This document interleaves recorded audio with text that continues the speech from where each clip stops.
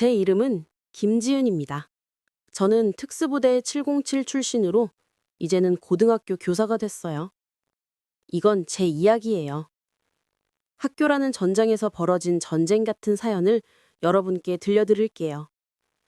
2024년 10월 15일 서울의 명문 사립고등학교 2학년 3반 교실에서 시작됐죠. 새로 부임한 첫날, 교실 문을 열고 들어서자마자 지옥 같은 장면이 펼쳐졌어요. 제가 이 사연을 하나씩 풀어가며 읽어드릴게요. 각 부분마다 제가 느꼈던 감정과 상황을 자세히 설명할 테니 따라오세요. 이 이야기는 자극적일 수 있어요. 분노가 치밀어 오를 거예요. 하지만 끝까지 들어보세요. 통쾌한 결말이 기다리고 있으니까요. 그날 아침, 저는 교실 문을 열고 들어섰어요. 제 이름은 김지은. 새로운 담임선생님이라고 소개하려던 순간 끔찍한 소리가 들려왔죠. 쾅 하는 소리와 함께 준혁이가 전학생 민수의 머리를 책상에 내리치고 있었어요. 민수의 이마에서 피가 흘러내리고 아이는 신음소리를 내며 웅크렸어요. 교실은 순식간에 얼어붙었죠.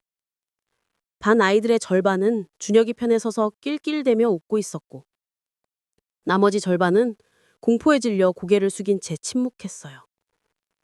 그 양극화된 공기가 제 피부를 찔렀어요. 준혁이는 권력자 아들답게 오만하게 웃으며 저를 보더니 선생님, 치마 더 짧은 거 없어요? 다리 좀 보여주시죠? 라고 성희롱을 날렸어요. 그 순간 제 속에서 분노가 끓어올랐지만 저는 특수부대 출신답게 차가운 눈빛으로 대응했어요. 그런 말은 네 아버지한테나 해 라고 속으로 중얼거리며 민수에게 다가갔죠. 준혁이는 제 태도에 순간 당황했어요. 그의 자존심이 상하는 게 느껴졌어요. 저는 민수를 부축하려 했고 교실은 혼란으로 가득 찼어요. 이 순간 제가 떠올린 건 학교 폭력의 뿌리 깊은 문제였어요. 교실 한 구석에서 다른 피해자 아이가 몰래 눈물을 훔치는 걸 봤어요. 그 아이는 전에 준혁이에게 괴롭힘을 당한 적이 있었대요. 제가 그걸 알게 된 건 나중이었지만 그 장면이 제게 더 큰 동기를 줬어요. 이 학교는 이미 썩어 있었어요. 준혁이의 폭력은 단순한 일진놀이가 아니었어요. 권력의 그늘 아래서 자란 괴물이었죠. 제 심장은 빨리 뛰었지만 저는 침착하게 상황을 통제하려 했어요. 민수는 공포에 떨며 제 팔을 잡았고 그 손길이 제 보호 본능을 자극했어요. 이 첫 대치는 학교 폭력의 전형적 서막이었어요. 자연스럽게 새 교사의 등장과 폭력 목격이 연결됐죠. 준혁이의 폭력적 성향과 제 침착함은 군인 시절 훈련에서 왔어요. 이 부분만 해도 제 속이 부글부글 끓었어요. 여러분도 분노 느끼시죠? 민수를 일으켜 세우려 하자 준혁이가 제 팔을 잡으려 했어요. 하지만 저는 특수부대 훈련으로 자연스럽게 피하며 이제 그만해 라고 차분히 말했어요. 민수를 부축해 보건실로 데려가려 했죠. 그런데 준혁이와 그 패거리가 길을 막았어요. 선생님, 우리 아빠가 국회의원 최병태예요. 건드리지 마세요. 라고 위협하며 웃었어요. 교실은 웃음소리와 긴장된 대치로 뒤섞였어요. 제 군인 같은 걸음걸이가 아이들에게 이상함을 느끼게 했죠. 미스터리한 분위기가 스멀스멀 피어올랐어요. 준혁이는 자존심이 상해 분노를 쌓아가며 핸드폰을 꺼내 아버지에게 전화했어요. 아빠 빨리 와! 새 선생 이상해! 라고 소리쳤죠. 저는 두려움 없이 민수를 안심시키며 괜찮아, 내가 지켜줄게 라고 속삭였어요. 민수는 제 미소에 약간 안도했지만 여전히 떨고 있었어요.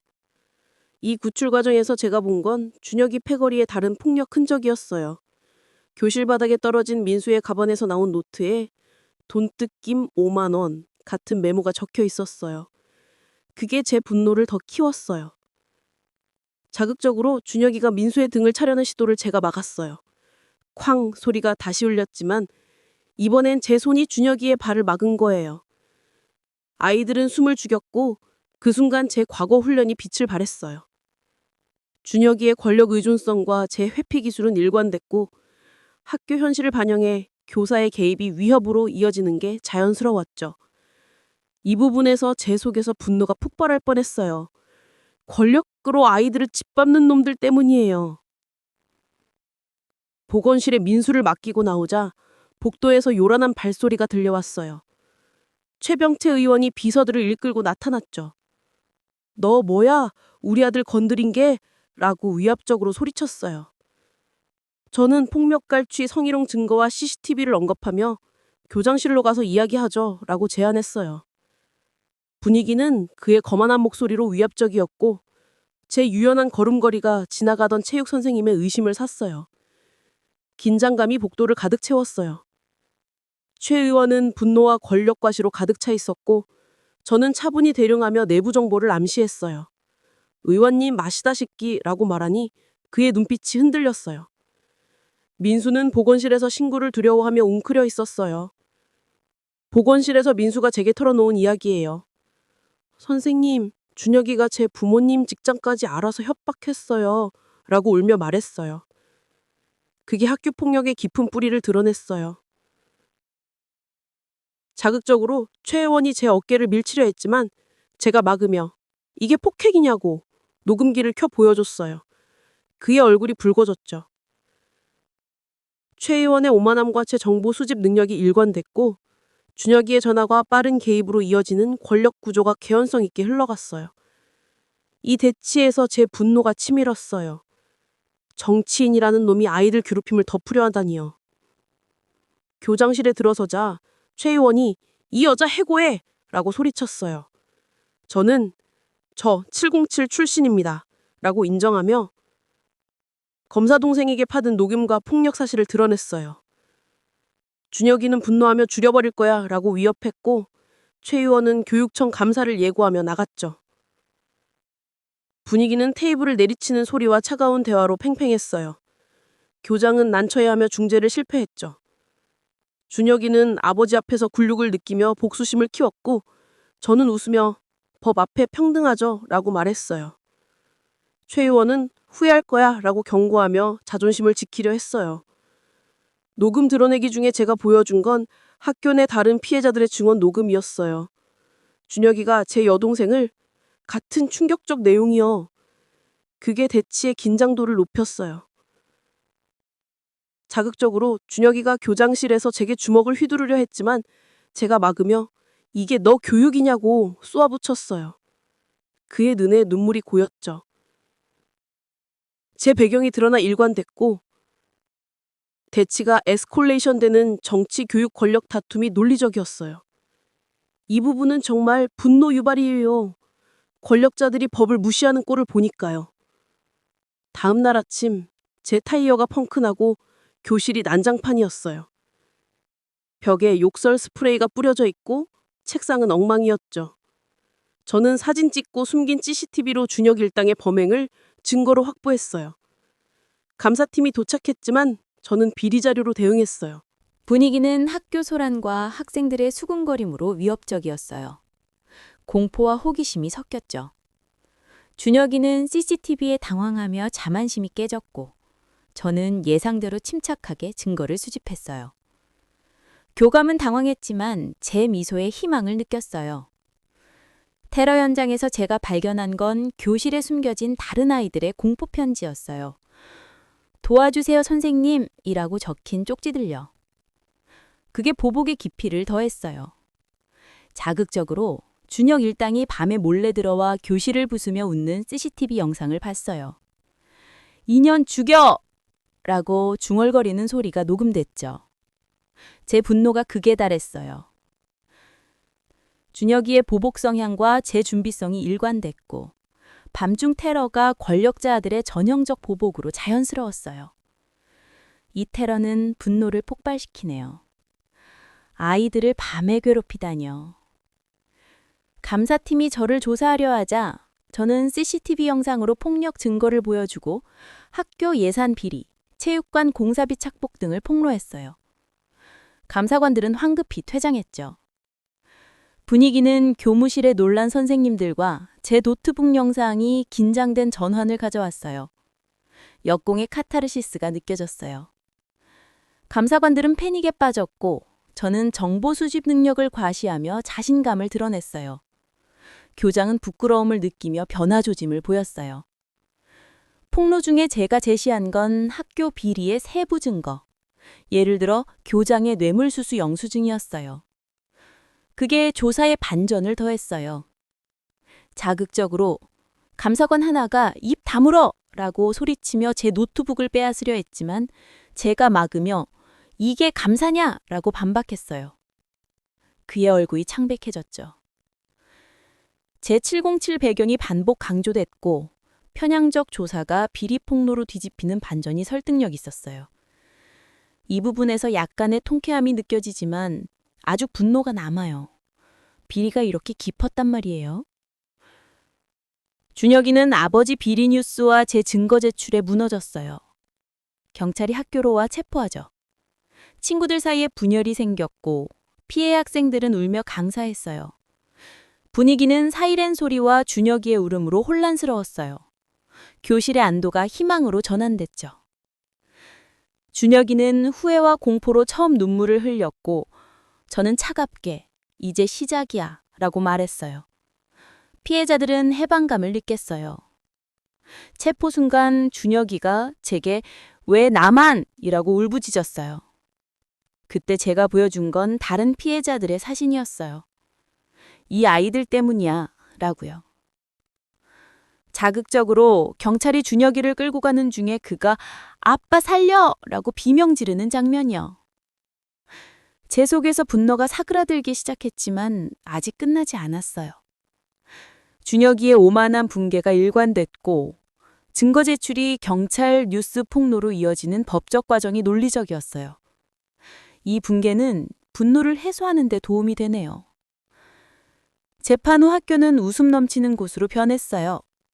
저는 707 동기들과 재회하며 칭찬받았죠. 준혁 어머니가 무릎 꿇고 사죄했지만 저는 피해자 부모들의 고통을 강조했어요.